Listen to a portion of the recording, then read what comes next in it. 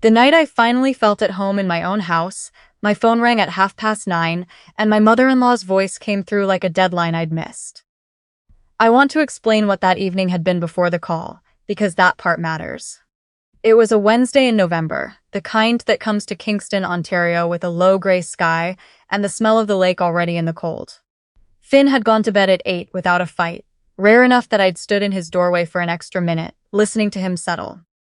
Then I'd come downstairs and made chamomile tea and sat at the kitchen table, and for the first time in 23 months, I had not immediately found something to worry about. That sounds small. It wasn't. My husband Grant died on a February morning 2 years ago, 38 years old, a cardiac event that the paramedics said was fast.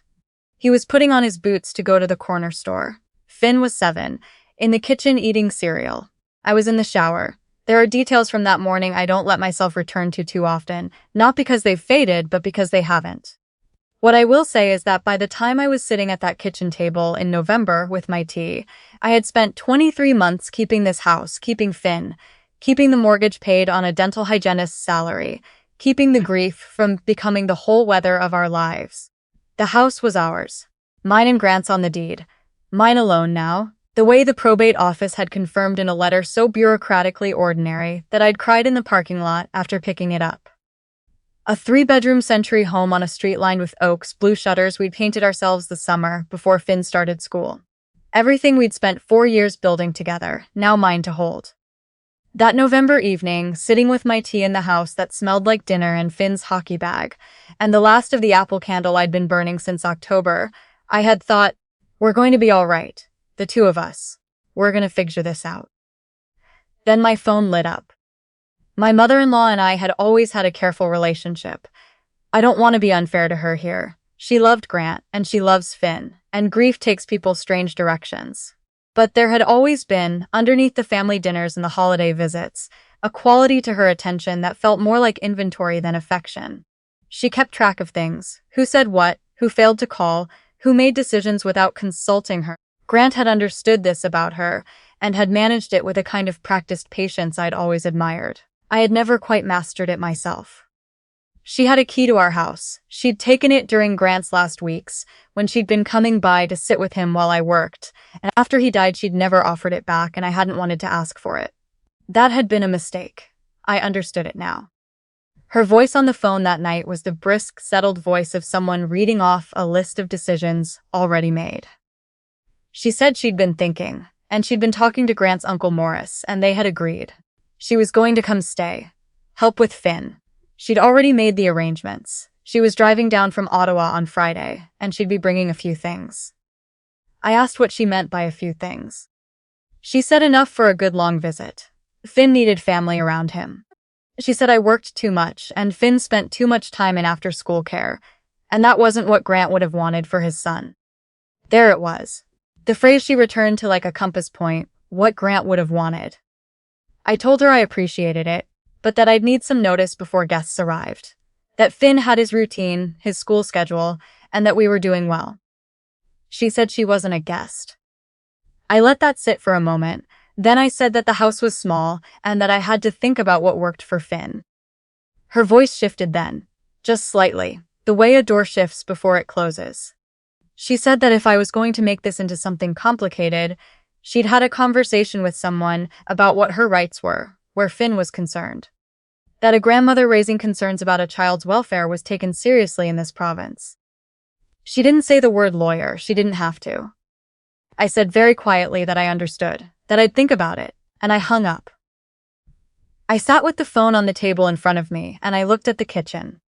At Grant's old coffee mug on the shelf I'd never taken down, at the crayon drawing Finn had done of the three of us that I'd taped to the side of the fridge 2 years ago and never removed, at the clock my mother-in-law herself had given us as a housewarming gift, still ticking on the wall. I thought about how she had stood in this kitchen the week after Grant's funeral, and told me, with what I believe she meant as kindness, that she hoped I understood just how lucky I was to have their family. I made a second cup of tea, I got out a notepad, and I made 3 phone calls. The first was to Rochelle, the estate lawyer who had handled Grant's probate. She was understanding and clear, and told me exactly what I already suspected.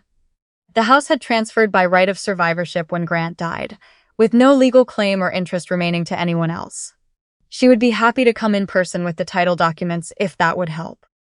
The second call was to Stuart, Grant's closest friend from university, the man who'd been his best man and had sat with me through most of those first months after the funeral, who had known Grant better than almost anyone alive. I told him what had happened. He said he'd be there. The third call was to a locksmith I found on a local directory. I explained I needed every exterior lock rekeyed by Saturday morning at the latest. She said she could be there by 8:30. I didn't sleep well, but I wasn't panicked. At some point after midnight, I sat at the kitchen table again and read through the probate documents, and then I looked up Ontario's Children's Law Reform Act on my phone. I wanted to understand what my mother-in-law's threat actually amounted to in legal terms. What I found was that grandparent access applications were real, but they required filing in family court, required demonstrating that access had been denied or that there was a breakdown in the relationship, and required proving it was in the child's best interest. A grandmother who had been seeing her grandchild regularly, who had never been formally denied a visit, who had that very evening announced without warning that she intended to move into the child's home. That was not the strongest opening position. I wrote a few things down. I went to bed eventually. I did not call her back. Friday morning, I made Finn scrambled eggs before school and told him that Grandma was coming for a visit on Saturday. He asked if she was staying for Christmas. I said just a visit for now. He nodded, ate his eggs, and asked if we could get the Christmas lights out this weekend. I told him yes. Saturday, I was up at 6. I made pancakes because it was the kind of morning that needed pancakes, not for any reason I could have explained. The locksmith arrived at 8:30, let herself in with the key I gave her, and moved through the house efficiently, front door and side door and the door to the backyard. While Finn ate at the kitchen table and watched her work with the particular focused interest 9-year-old boys bring to tools and mechanisms. Rochelle arrived at 9:30 with a folder and the quiet authority of someone who has delivered difficult news many times and found the most humane way to do it. I made her coffee. She sat at the table where Grant used to do the Sunday crossword. Stuart came at 10 with a paper tray of Tim Hortons cups, because that was exactly the kind of person he was. He set one in front of me without being asked, ruffled Finn's hair, and settled himself in the chair by the window. The locksmith finished at 10:15. I thanked her and saw her out. At 11:20, I heard a car in the driveway. I watched from the kitchen window. My mother-in-law got out first, in her good wool coat, the beige one she wore to church and to anything she considered significant. Morris was behind her in his truck, and he was already reaching into the truck bed before he'd fully shut the door. A duffel bag. Another bag behind it. They came up the porch steps. She reached the door first, and I watched her pull a key from her pocket and put it to the lock. She turned it. Nothing. She tried again, tilted it slightly, the way you do when you've used a key 100 times and you know its particular angle. Still nothing. She knocked, 3 times firm. I opened the door. She saw the kitchen over my shoulder before she saw my face. Rochelle's folder open on the table, Stuart rising from his chair, the particular stillness of a room where people have been waiting. Her expression shifted through confusion and then into something harder. "What is this?" she said. I asked her and Morris to come in. I did not step aside for the bags. Rochelle introduced herself and explained the situation in the careful, neutral tone of someone who is paid to make difficult things legible. The house had been held in joint tenancy with right of survivorship. Upon Grant's death, ownership had passed entirely to me by operation of law, without probate being required for that specific asset. The title was registered in my name. She set the documents on the table, turned them, so my mother-in-law could read them if she chose to. My mother-in-law didn't look at the documents. She looked at me. "This isn't about the house," she said. "This is about Finn, and his right to be close to his father's family." I told her Finn was upstairs, and that he was going to stay close to his father's family, and that nothing about today was changing that. What I would not allow was an unannounced move-in, framed as what was best for him. Morris said, his voice careful, "We're just concerned, that's all this is." Stuart said from across the room quietly, "I knew Grant for 17 years, since first year at Queen's. He talked about his son constantly. He talked about what he hoped for Finn." He paused. "He didn't talk about this." My mother-in-law turned on him with the particular efficiency of an old grievance. Those two had history I'd only heard pieces of. But I didn't want this to become about old grievances. I'd thought about what I wanted to say and I said it. Not loudly, not in pieces. I told her that she had called me on a Wednesday evening and told me as a statement of fact that she was moving into my home. I told her that before I had said a single word of refusal, she had mentioned lawyers and grandparents' rights. I told her that for 23 months I had kept this house and kept her grandson, and kept the mortgage paid, and kept Finn in hockey and school and therapy, and every ordinary thing that makes a childhood feel safe. I told her I had never, not once, prevented her from seeing Finn. Not at Christmas, not at Easter, not on his birthday, not on the scattered Sundays when she'd driven down from Ottawa, and I had fed her dinner and let her put him to bed. I told her that love for Finn doesn't arrive with bags in a truck bed. It asks first. It listens. It understands that a 9-year-old boy who has lost his father needs a home that feels settled, not a grandmother who needs to be managed.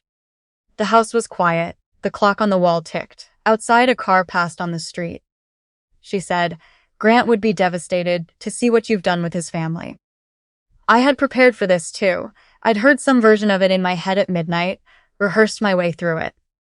I said, "Grant trusted me with everything that mattered to him. His son is still here. His house is still standing. I think he'd recognize that." Rochelle said gently that if there were concerns about access or welfare, the appropriate path was through family court, and that she was happy to discuss that process, and that any formal application would begin from a baseline of established, regular access that had never been denied, which was the current situation. Morris picked up the duffel bag. He didn't make eye contact with me. He said, "Maybe we should go." My mother-in-law didn't agree, and she didn't disagree. She stood in my hallway in her good wool coat, and she looked at the coat rack with Grant's old hiking jacket on it, the green one, the one she'd given him for his birthday 4 years ago, and something moved across her face that I couldn't read. Then her chin lifted.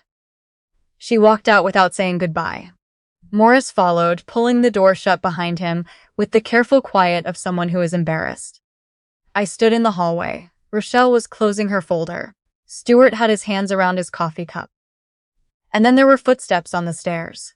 Slow, careful, the footsteps of a child who has been sitting somewhere and listening. Finn came down in his socks, his hair sticking up on one side, the way it always does in the morning.